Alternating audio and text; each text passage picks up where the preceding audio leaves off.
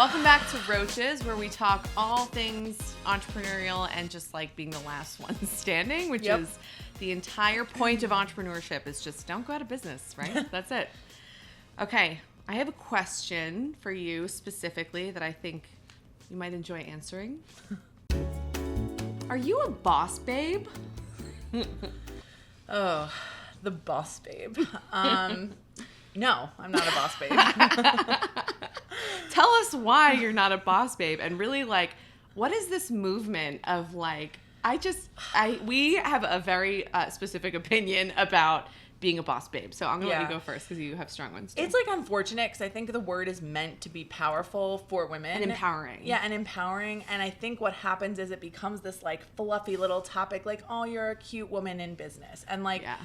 We tend to go to these things where whenever we see those words or whenever it's talked at us like that we're described as like boss babes, it's always with this like element of like, oh, that's so cute, look at them trying so hard. And it happens all the time being a woman in entrepreneurship that like we're constantly underestimated. I mean, you know that. Like, I mean, we could probably talk 12 examples in 2 seconds of like how many times we've been underestimated because we're women. In business, how many times we've been asked if we know what profit versus revenue is by like a bank. Like, it's insane. It's by insane. Men at a bank. By men.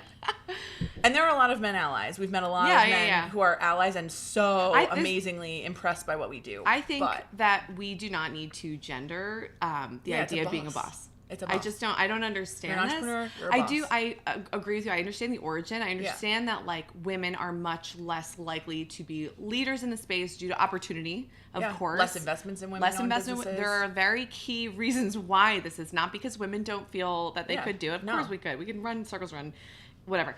But I think this, the way that it has been branded is like a problem for me. As like the idea of empowerment, the idea of like women coming together and supporting each other. Fuck yes, 100% of the time. And the idea that women encounter unique challenges is true. Oh yeah, we absolutely do. And that is a problem in the space itself. That is a problem with seeking investment. That is a problem with networking events, and being taken seriously, right? It's a huge problem. However, I think the branding of Boss Babes has a critical issue. It has a critical issue, and it's honestly so disappointing because every time we go to these events, I mean, it's just we go to all types of events. We go to founders events where there's no gender. We go to specific women in business events tech events, and I think it just becomes such. And I hate to say this because I'm such an ally of women and women-owned businesses, and we support our all the things that we want to believe in and want to support because we are women in business ourselves. But I just think that business is business, and like it does not matter whether you're a woman. Deal. Like, and I think what happened was it started creeping up a lot as like a marketing tool for the MLMs. I agree. And like so all the MLMs of the world, multi-level marketing, Google it if you don't know what that is and you'll know immediately. But Roden and Fields. Pyramid schemes essentially. And what happened is they empowered women by using this language. Like you could be a boss babe if you like recruited 10 of your friends. Exactly. And then like buy all this shitty inventory like leggings and creams like and stuff that like would be starting your business. Actually that's probably what entrepreneurship to be like They made it like be an entrepreneur, sign up for Roden and Fields, or sign up for Stella and whatever the other one was. The legging whatever, all the little legging stuff. Like they like really took the idea of entrepreneurship and fucked it up for everybody. So actually I take a lot of what I said back because I think that's where it started. I think it really is like took the language and made it like ruined it. Well, they tricked women, honestly. Yeah, they really did. And they, as we all know, if you have looked into MLMs at all, they specifically targeted minority women of low income. So this is like people who may not have had the exposure to understand what this actually could do to them negatively. So anyway, I agree. I think that's it. It's like it's more that these like MLMs like made this language, and then now it's kind of just like tainted for the rest of us. We've been on speaking panels at these like events where their focus is being a boss babe, and we're next to people who are MLMs. And it's so shocking and honestly disappointing because I see them recruiting people. It's sad. And it's really sad because women do want to be entrepreneurs. We want to be in rooms where we're making decisions, and I think that's such a disappointment in the space. And Like, we need to just be bosses. It's not about being a woman. It's about being a boss. Period, like, full stop. And I think that's how we're going to be taken more seriously. Yeah. And again, there are a lot of challenges, which is probably a whole other episode. Yeah. So what would you say is the biggest challenge? Being a woman in business? Yeah. I just think can I be honest? I think it's business in general. Business is fucking hard. Yeah, business is hard. I don't think I think there are unique challenges that we face. We're underestimated yet, blah, blah, blah. But I think business is hard. Business is hard. It is hard. Yeah. It doesn't matter if you're a man or a woman. It's hard. What we're doing is hard. Entrepreneurship is hard.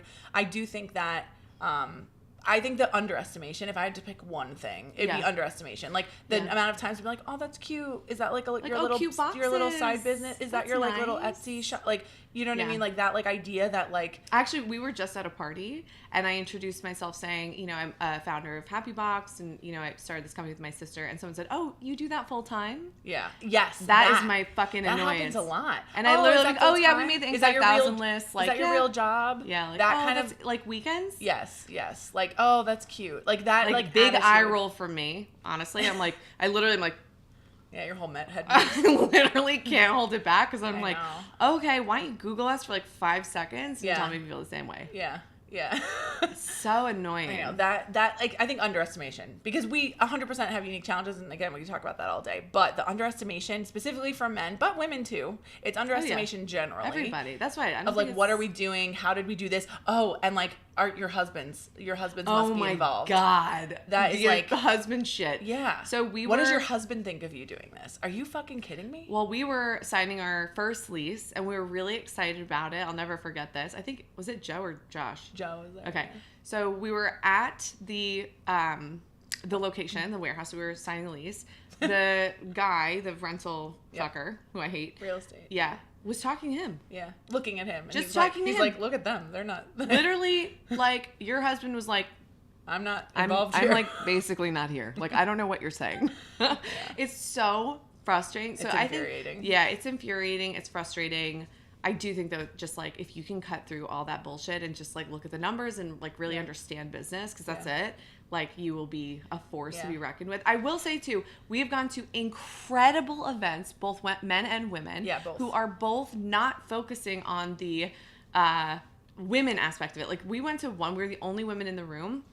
And everyone was so amazing, supportive, and literally helpful. Everyone just cut to the meat of the problem that you wanted to solve, right? Like, the whole dinner was like, it was a dinner. It was a founder dinner. It was a founder dinner that we went to. Shout out to our friends at Revivin', because they hosted us. It was great. It was incredible. They brought together, I think, like maybe 12 entrepreneurs with a great guest speaker who had super successful guy. And the whole time, everyone was just right to business. No one identified, oh, you're the women in business. Yeah. Like, we didn't get extra attention. Yeah. And even it went even farther, where they were like, you know, women are better leaders than men. Yeah. I mean, they like that was like really nice. It was really incredible. You don't hear that a lot. Like, go ahead, got chills. You don't hear that a lot. It's really nice. I think you don't hear it a lot from men in business. Well, I think that we might just be listening to the wrong people. The loudest voices are not saying it. Yeah, the loudest voices, and also like, it's just perpetuated on like Instagram, like all this like MLM and like boss babe stuff. Well, now it's about the content creation and be your own boss on Instagram.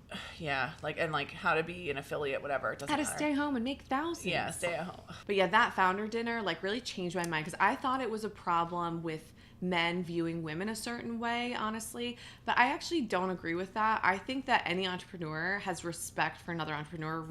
Like, anyone who's been through the shit we've been through, I respect anybody who started a business. I don't care what gender, who you, I don't care. Yeah, it's just matter. Like, you, if you're standing, you're doing it, and if you have the balls to start or the vagina to start, then like, I respect you. It has nothing to do with like how you identify. I also think we've been better at going to events that are more like mixed and industry mixed and stuff like that, because I think you can't land in, if you're trying to be an entrepreneur, you can't end up in these like little MLM groups, because it's a lot of lip service with no success. And I think honestly, the way you become successful is like being in rooms with people who are more successful than you, have done more business than you, and who can connect you with people who are going to drive your business. And I think we have ended up in some rooms where it's a lot of like talking about feelings and not necessarily the business end of it. And I think that's where we're trying to get in more of those rooms. Yeah. And I think too, you'd be shocked how many successful people will want to help you. We've had some amazing conversations. Like, I think one of the most helpful, we talked to the founders of Bombas. Yeah. Like, that was, like, so cool. And it was a connection of a connection from that founder dinner. Yeah. It's just, like, you would be shocked at if you reach out to an entrepreneur, because we have that camaraderie of, like, oh, shit, you're going through it? You okay? Yeah. Like, everyone's like, what's your challenge this week? Like, what are you going through? Like, literally. What's the shit this week? Yeah. And we feel the same. We have, people who've started companies or anyone asking for advice. They come to us all the time. They're like, what do I do? USPS just did this thing. Like, how do I do X, Y, Z? And we're like, all right, this is what you do right now in this moment. It's triage. You help them because, first of all, you never know where they're going to be, right? But also, like, we are going through the hardest thing I think that you could in business. Like, I've never been in a sorority, but it's kind of like being in this, like, invisible, like, team. Like, any other entrepreneur, because, like, we help women in entrepreneurship, particularly women reach out to us a lot. But we do help people in entrepreneurship all the time because they have questions, and, like, we, like, really get it. Like, really get it. And that camaraderie, like, it's true. The entrepreneurial space, like, people will help you. Every time we talk to this one particular founder, he always says, how can I help? What do you need this? Like, what do you need? How can I help you? That is how energy. I want to be forever for our people, whoever comes to us. But that, I think we've been met with that so consistently in the space that I'm, like, shocked. So again, like, just boss babe or not, whatever. I think we probably are boss babes, but fuck the branding. We're just, like, really, I think, powerful women in business. And I think, we should just keep going. Yeah. And don't join MLMs. They're a huge scam. Please just be careful Google out there. Them, please. Yeah. Okay, should we move on to our win of the week? What's a win this week that we had? Okay. The win of the week for me is two things. We've had the most overwhelming positive client feedback that I've ever seen in our company. Yeah. And that's due to, like, a lot of just focus on the clients and their gifting and just transparency and just being a good company. Mistakes happen. People are, all those things happen. And without us asking. They're proactively emailing us. Like, we're not even asking how to go yet. Like, we haven't even gotten there because we're, like, still at a holiday. But they're proactively emailing us amazing notes. Which is incredible. Like, we've heard things that we've never heard before, which is so great because it's been a really big focus of us in 2024 to really get there and really, like, be this sort of resource for our clients for ongoing gifting, making sure things go out properly on time, perfectly, all that kind of stuff. But specifically holiday, which is some of our bigger orders. But the two mix really nicely. So I would say the win is not only getting, like, such overwhelming client feedback, but our team's response to that. Yeah. They're so proud of it. Like, cheerleading it. Yeah. It's just been such a really nice example of the proper hires, attention to detail, and just understanding how important every box is. Yeah. Every gift, every campaign we do. So I think I'm just really proud of not just that, like, beautiful response, but our team's response to it. Yeah, like, they get excited when they care. See it. Yeah. And that's, like, huge for us. If you own a business and you have employees that give a fuck, you win. Yeah, that's your win of the. Struck gold. That's, like, a monthly win. We won. That's truly. So that's our win of the week. Cool.